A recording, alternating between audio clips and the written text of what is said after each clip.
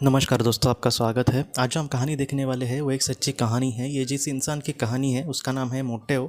वो जर्मनी के रहने वाले हैं और ये जो घटना है वो 1996 को उनके साथ घटी थी। वो ये कह रहे हैं कि वो बाइक से जा रहे थे और उनका एक बहुत बड़ा एक्सीडेंट हुआ दोस्तों। और उस एक्सीडेंट में वो पूरी तरीके से बेहोश हो गए। उनको पता ही नहीं चला कि मतलब क्या उनके साथ हो रहा है। और उसके बाद वो ये कहते हैं कि एक अलग ही दुनिया में उन्होंने अपने आप को पाया। वो एक प्रकाश की दुनिया थी। मोटेओ हमसे ये कहते हैं कि 2 साल पहले उन्होंने अपने भाई को खोया था और उनके भाई के जाने के बाद उनकी माँ उनके लिए बहुत ही ज़्यादा दुखी थी, उनके भाई के लिए। और वो भी बहुत चिंता में थे कि ऐसे वक्त में मतलब ऐन मौके पे उनका भाई चला गया। लेकिन आज जिस मतलब उनके साथ जो घटना हुई थी एक्सीडेंट के बाद और जिस दुनिया में वो पहुँचे थे वहाँ पर उनको भाई दिखे दोस्तों। और मोटेओ ये कहते हैं कि जैसे वो पृथ्वी पर थे, तकरीबन उनकी एज 28 थी उस वक्त। तो पृथ्वी पर वो जैसे दिखते थे वैसे ही वो आत्मलोक में वहाँ पर उनको दिखे। और उनके जो भाई थे वो बहुत ही अच्छे वहाँ पर लग रहे थे, जैसे चिंता में नहीं, कोई अपने मतलब एक खुशियों से जी रहा है या फिर किसी की ज़िंदगी में बहुत ही ज़्यादा खुशियाँ आए तो वो जैसे खुल के जीता है या फिर हंस के बात करता है, तो वैसे ही उनके भाई वहाँ पर दिख रहे थे। मोटेओ ने अपने भाई को ये पूछा कि तुम हमें छोड़कर इतने क्यों चले गए, तो मैं नहीं पता कि हमारी माँ तुम्हारे लिए कितनी चिंता कर रही है। बाद में मोटेओ को उसके भाई ने ये कहा कि मुझे भी पता है कि तुम लोग मेरे लिए दुखी हो, लेकिन तुम ज़रा भी चिंता मत करना मेरी। मैं जिस दुनिया में हूँ वो दुनिया बहुत ही सुंदर है। फ़िलहाल कुछ मर्यादाएं हैं, इस वजह से मैं तुम्हें वहाँ पर नहीं लेकर जा सकता, लेकिन ये जो दुनिया है वो बहुत ही सुंदर है, हम उसकी कल्पना भी नहीं कर सकते। बाद में मोटेओ ने ये कहा कि मैं अपनी माँ को कैसे समझाऊँ इस सारी चीज़ों के बारे में। तब मोटेओ के भाई ने ये कहा कि हाँ, इसलिए मैं तुम्हें यहाँ पर मिलने के लिए आया हूँ।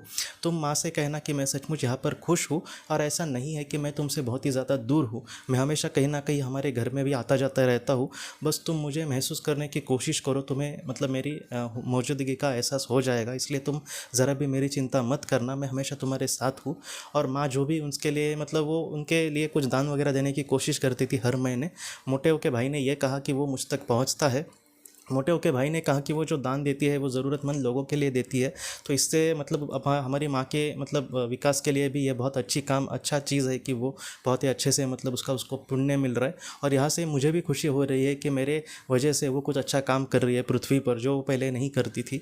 तो मोटेओ को भी इस बात से खुशी हुई कि माँ जो उसके नाम से कुछ दान वगैरह देती थी वो उससे मतलब उसके भाई को बहुत खुशी मिलती थी। और मोटेओ को आखिर में उसके भाई ने ये कहा कि तुम ज़रा भी मेरी चिंता मत करना, अगर मैं वो तुम्हें अपनी दुनिया दिखा सकता तो अच्छा होता, लेकिन मुझे फ़िलहाल उसकी मतलब परमिशन नहीं है। लेकिन एक ना एक दिन इन सारी चीज़ों को तुम बहुत ही अच्छे से समझोगे। और मोटेओ के भाई ने आखिर में ये कहा कि तुम फिलहाल फिर से पृथ्वी पर जाओ, क्योंकि इतना ही समय तुम्हें और मुझे यहाँ पर दिया गया था। एक ना एक दिन सारी चीज़ों को तुम बहुत ही अच्छे से समझ पाओगे। तुम अपने आप को और अपने पूरे परिवार को, हमारे माता पिता को संभालना, उनको कहना कि मैं यहाँ पर सचमुच बहुत खुश हूँ और आप बस अपनी चिंता करना और जीवन में आगे बढ़ना। हम हमेशा से एक साथ थे। हाँ, मैं यहाँ पर थोड़ा सा दूर गया हूँ, लेकिन हम फिर से मिलेंगे और फिर से हम बहुत ही ज़्यादा एक दूसरे के साथ जन्म ले सकेंगे। तुम हमारी चिंता मत करना, तुम अपने आप के बारे में सोचना और जीवन में आगे बढ़ने की कोशिश करना। जितना हो सके कभी भी किसी को दुख मत देना। एक अच्छी ज़िंदगी इसी तरीके से जी जाती है। तो इस तरीके से जो संदेश थे वो मोटेओ को मिले अपने भाई के। और बाद में वो ये कह रहे थे कि बाद में सामने उनके सब कुछ धूमिल होता गया और वो बाद में फिर से पृथ्वी पर आ गए। पृथ्वी पर जब आए थे तो वो वैसे ही गिरे थे जैसे उनका बाइक से एक्सीडेंट हुआ था। लेकिन वहाँ पर एक लड़की ने जो जा रही थी एक कार से, उन्होंने उसको देखा था और उसने 911 पे भी उस वक्त फ़ोन किया था, मतलब इमरजेंसी को फ़ोन किया था।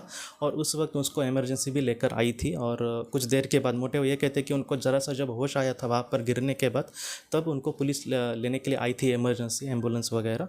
और वहाँ पर उनको लेकर जाया गया। उनको बहुत ज़्यादा चोट भी लगी थी उनके सर पर। बाद में कुछ 1-1.5 महीने के बाद वो बहुत ही अच्छे से पूरी तरीके से ठीक होते गए।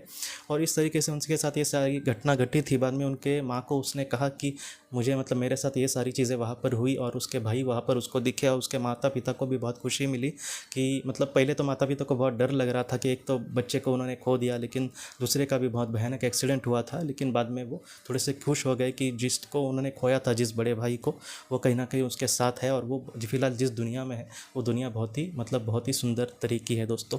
ये जो कहानी है, मैं आपको सच कहता हूँ, ये एंडी की ही कहानी है, लेकिन यहाँ पर उसके सामने एक आत्मा आई थी उसके भाई की, इसलिए मैंने सोचा कि इसको हम इसमें एक आत्मा से पूछे गए सवाल इसके श्रृंखला में डाले।